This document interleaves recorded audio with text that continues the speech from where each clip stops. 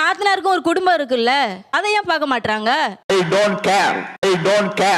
கூட பிறந்த அண்ணா சொல்றதை விட வேற என்ன சார் வேத வாக்கு? இது ஆக்ஷன் மேடம், இது ஆக்ஷன். அவங்களும் 24 hours ஒர்க் பண்ணிக்கிட்டே இருக்காங்களே, அவங்களுக்கு தெரியாதா நம்ம மட்டும் வந்து இங்க சொகுசா உட்காந்து சாப்பிடுறோமேன்னு சொல்லிட்டு?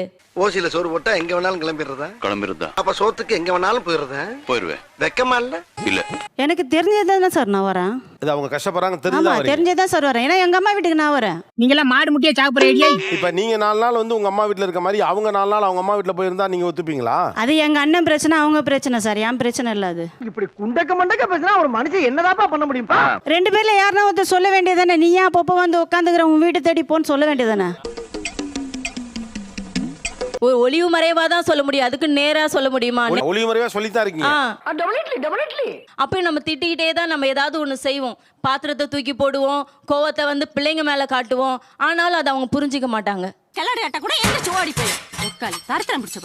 இதை விட என்ன உங்களுக்கு இண்டிகேஷன் வேணும்? நான் அதெல்லாம் கண்டுக்க மாட்டேன் சார், நான் அதெல்லாம் கண்டுக்க மாட்டேன். நீங்க எல்லாம் கட்டமுன்னா குட்டிச்சோரா நாசமத்து போக போறீங்க எல்லாரும். எனக்குமே என்ன பண்றதுன்னு தெரியல. ஐயோ பாவம், அவரே கன்ஃபியூஸ் ஆயிட்டாரம்மா. நல்ல வேளை எங்க பொண்ணுக்கு எதையும் உங்க வீட்டுல கொடுக்கல. போய்